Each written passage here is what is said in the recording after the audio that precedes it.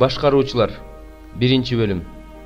Жашыя көз жумгандан кийин Исраил уулдары Теңирден Канаандыктар менен согушууга бизден ким биринчи болуп барат деп сурашты. Теңир аларга жүйүт барат, мен жерди анын колуна берип жатам деди. Жүйүт болсо өзүнүн бир тууганы Шимонго мени менен бирге согушканы бар, Канаандыктар менен согушабыз. Анан мен сени менен бирге согушканы барам деди. Ошентип Шимон аны менен кетти.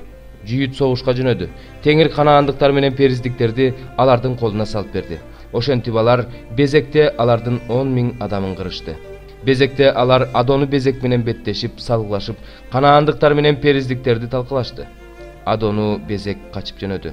Бирок алар артынан кууп жетип кармап алышты да, анын колу менен бутунун баш бармактарын кесип салышты. Ошондо Адону Безек колдору менен буттарынын баш бармактары кесилген 70 падыша менин үстөлүмдүн астынан күкүм терип чеччү.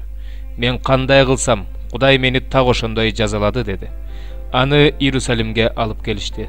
Ал ошол жерде өлдү. Анан Иерусалимге алып келишти. Ал ошол жерде өлдү. Жүйүттүн уулдары Иерусалимге каршы согуш ачып, аны багынтып, элин кылычтап кырып, шаарды өрттөп жиберишти. Анан Жүйүттүн уулдары тоодо, түштүктө жана ойдуң жерлерде жашаган Канаандыктар менен согушууга жөнөштү. Анан Жүйүт Хеброндо жашаган, Хеброндун мурунку аты Кирият Арба болчу. Канаандыктарга кол салып, Шейшайды, Акиманды, Талмайды өлтүрдү. Ал жерден ал Дебирдин тургундарына каршы жөнөдү. Дебирдин мурунку аты Кирият Сейпер болчу. Ошондо Калеб, ким Кирият Сейперди талкалап аны басып алса, ага кызым Аксаны аялдыкка берем деди. Ал жерди Калебдин иниси Кеназдын уулу Отниел басып алды. Калеб ага кызы Аксаны аялдыкка берди. Кыз узай турган болгондо Отниел ага атаңдан жер сура деп үйрөтүп койду. Ошондо ал эшектен түштү. Калеб кызынан сага эмне керек деп сурады. Акса атасына батаңды бер, сен мага түштүк жерин бердиң, суу башаттарын да бер деди. Калеб кызына жогору жактагы башатты да, төмөн жактагы башатты да берди.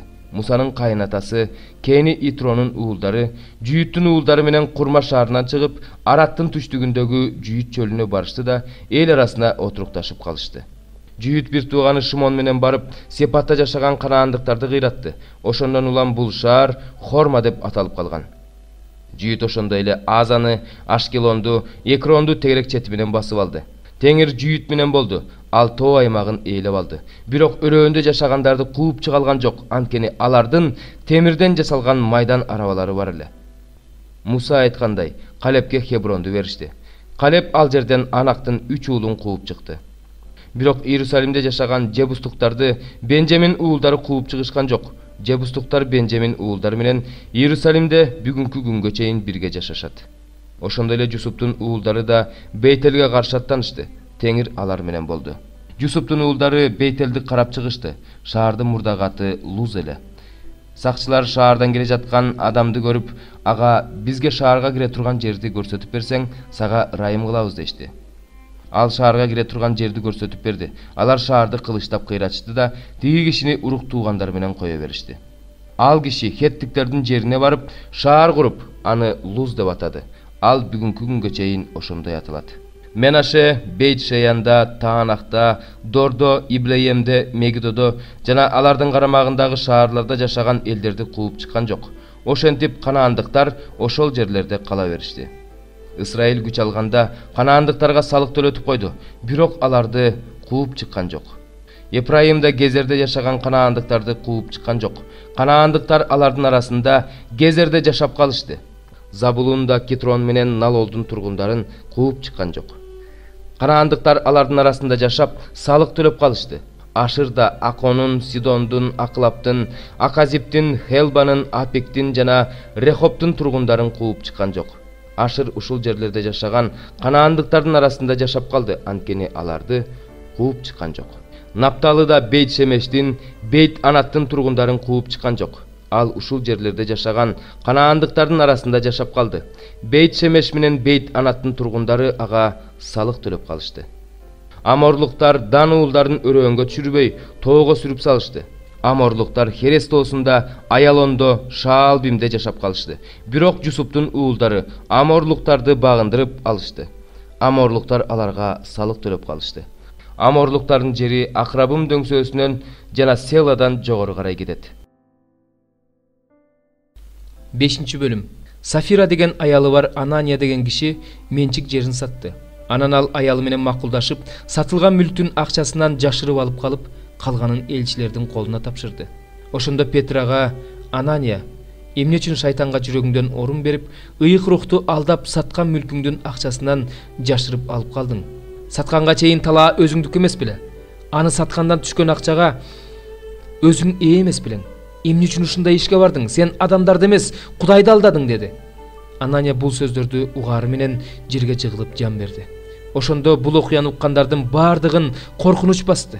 Жаш жигиттер орундарынан туруп, аны көргө коюуга даярдашты да алып чыгып көргө коюшту. Болжол менен 3 саат өткөндөн кийин болуп өткөн окуя жөнүндө эч нерсе билбестен анын аялы да келди.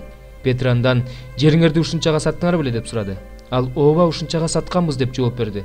Ошондо Петрага мындай деди: Теңирдин рухун сыноого кантип батындыңар? Күйөөңдү көргө койгондор эшиктен кирип келе жатышат. Азыр сени да алып кетишет. Ошол замат аяланын бут алдына жыгылып жан берди. Жигиттер ичкери киргенде анын өлүп калганын көрүштү.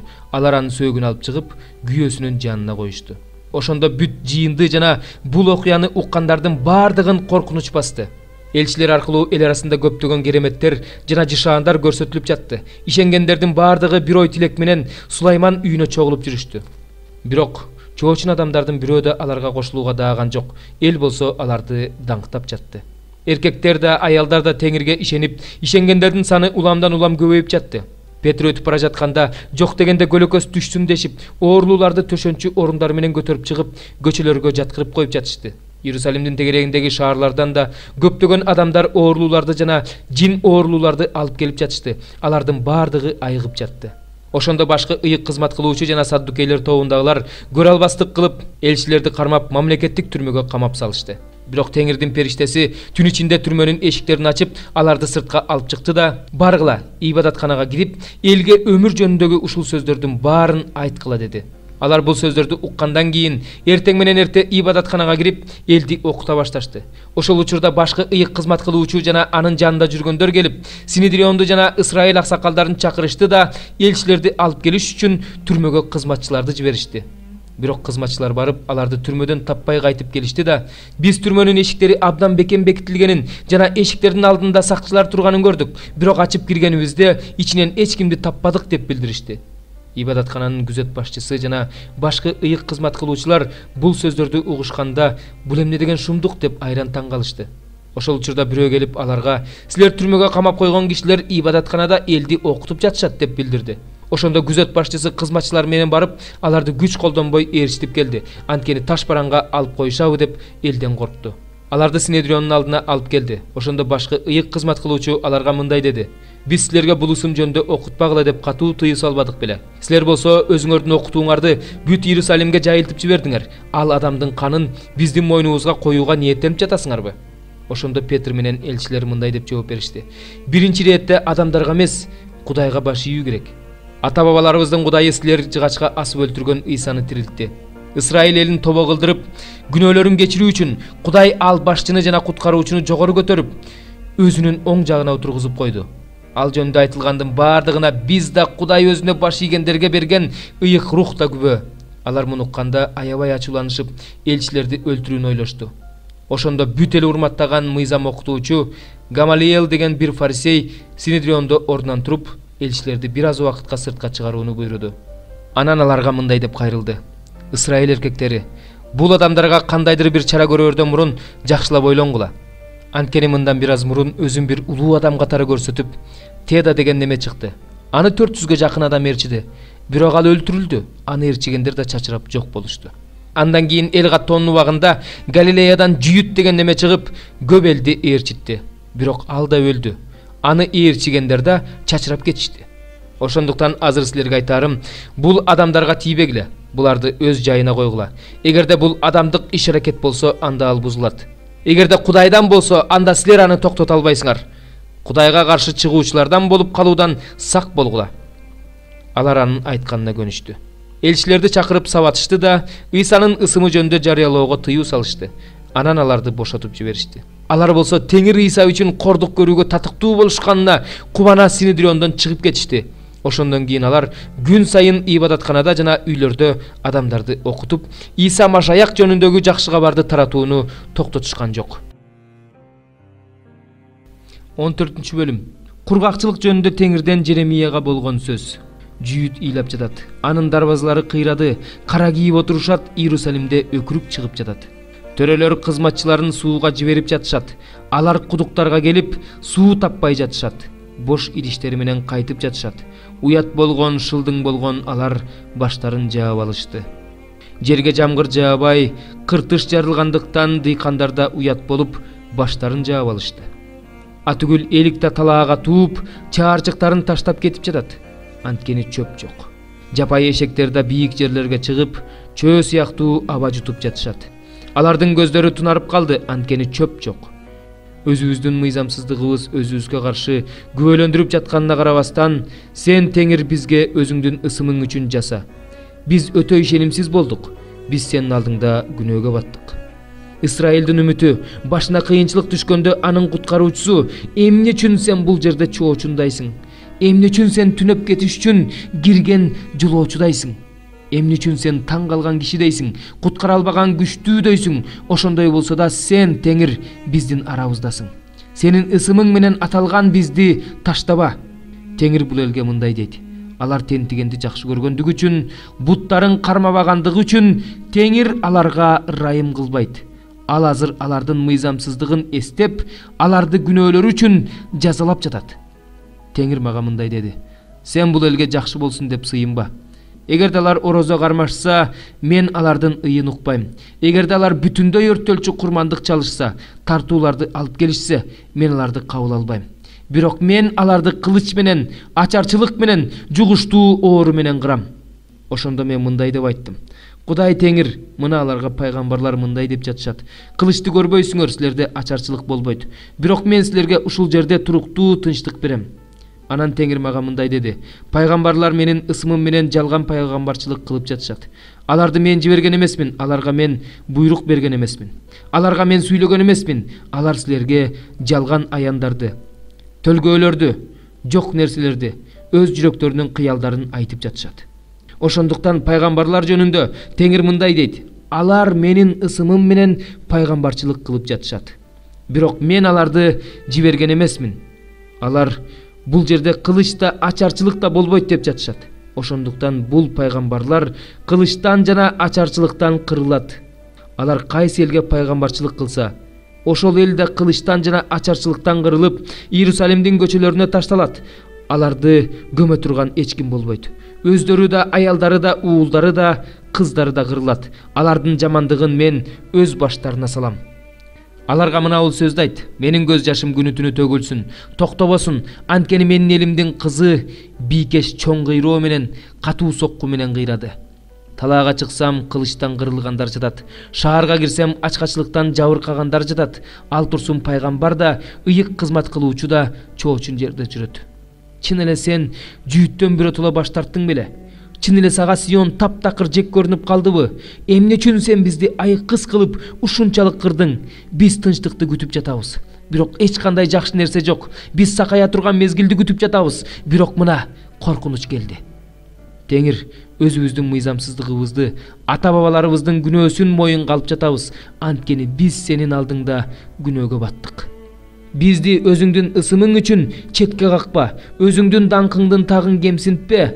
Эсте, биз менен түзгөн өзүңдүн келишимиңди бузба. Бутпарастардын маанисиз кудайларынын арасында жамгыр жарата турганы барбы? Же болбосо асман өзүнөн өзү эле нөшөрлөп жамгыр төгө алабы? Биздин Кудай Теңирибиз сенсиң, ошондуктан биз сенден үмүттөнөбүз. Анткени мунун баарын сен жаратып жатасың.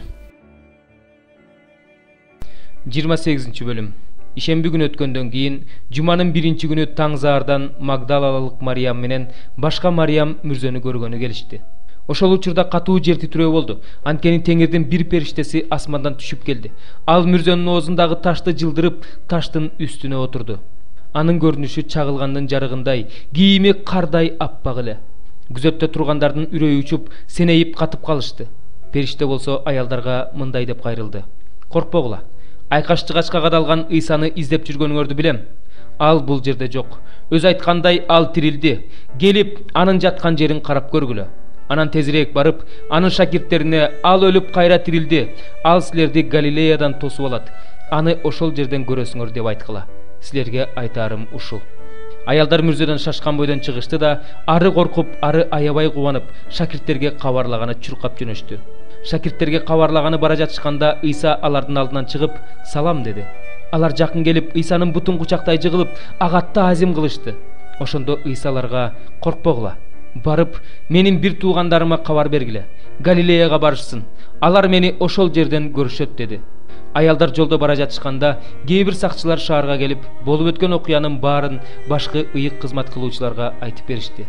Башкы ыйык кызмат кылуучулар аксакалдар менен кеңешип, аскерлерге көп акча беришти да, мындай дешти: "Силер биз уктап жатканда шакирттери келип, анын сөөгүн уурдап кетишти" деп айткыла.